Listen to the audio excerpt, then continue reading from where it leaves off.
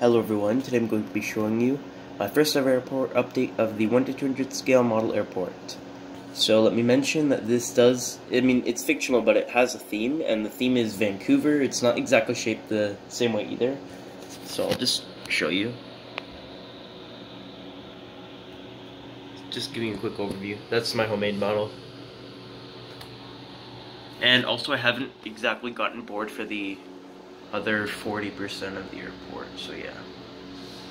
Okay, so now I'm just gonna show you the airport so you know, have a good idea what everything is and the ground markings before I get into the update. So we have the 2 taxiway lines for taxiway alpha.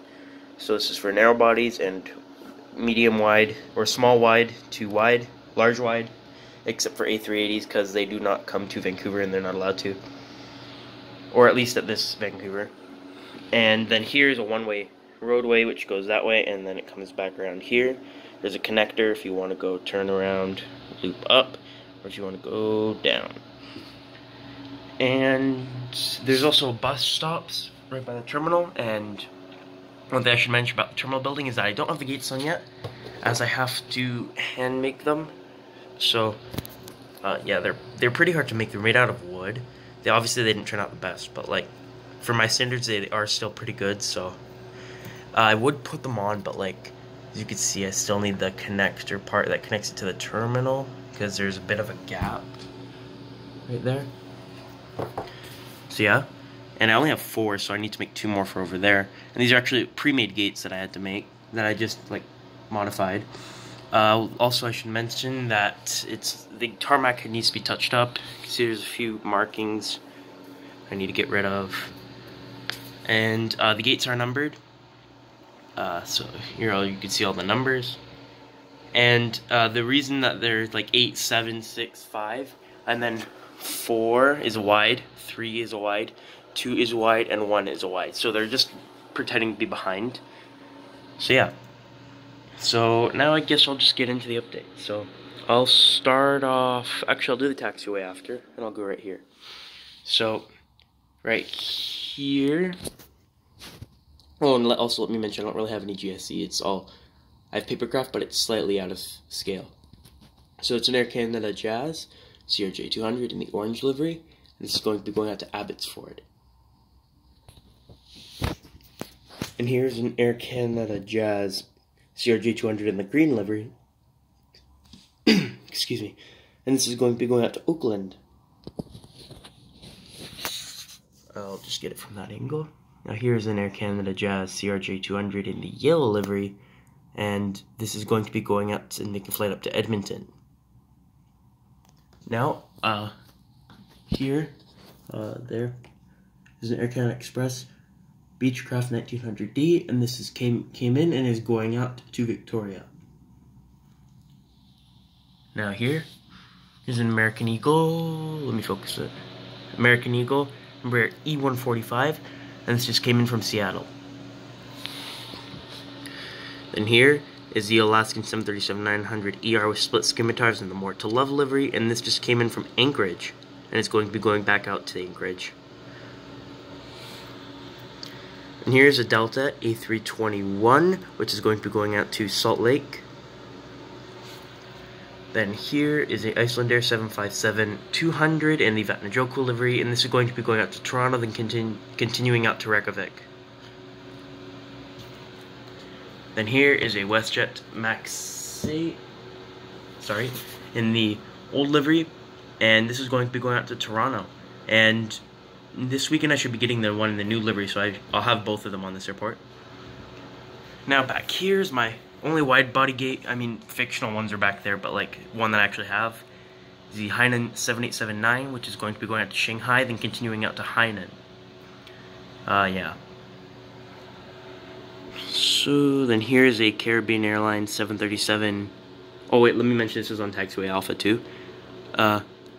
Caribbean Airlines 737-800 in the livery with the bird, not just Caribbean Airlines that has the bird. And this is going to be going out to Puerto Rico. Or no, not Puerto Rico, sorry, Puerto Plata.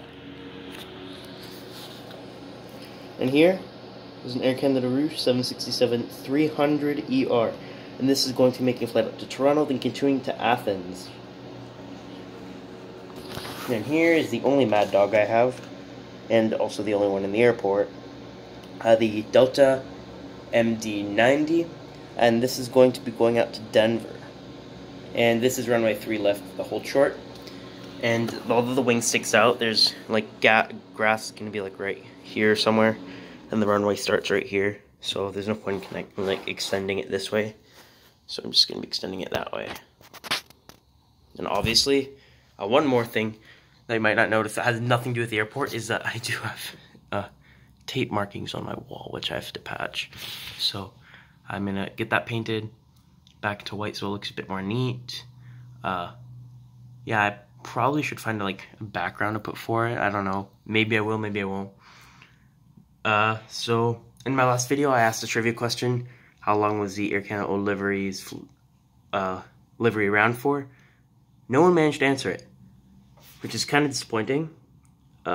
Because all you have to do is do one Google search. So yeah, there are no shoutouts for this video.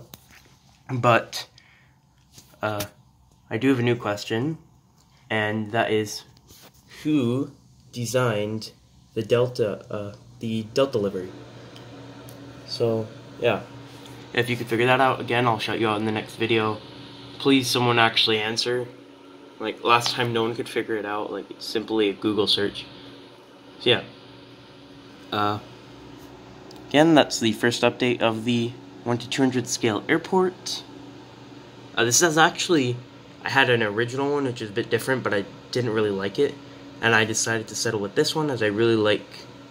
Mainly the main reason why I wanted to do this airport is because of these 4 regional gates, which I thought were really nice. So this is just a regional taxiway, so it's for nothing bigger than an E175, and then right behind the Hainan is a taxiway for a 777 or A380 and bigger. And yeah, so I also want to mention these types of gates, which actually are not my idea.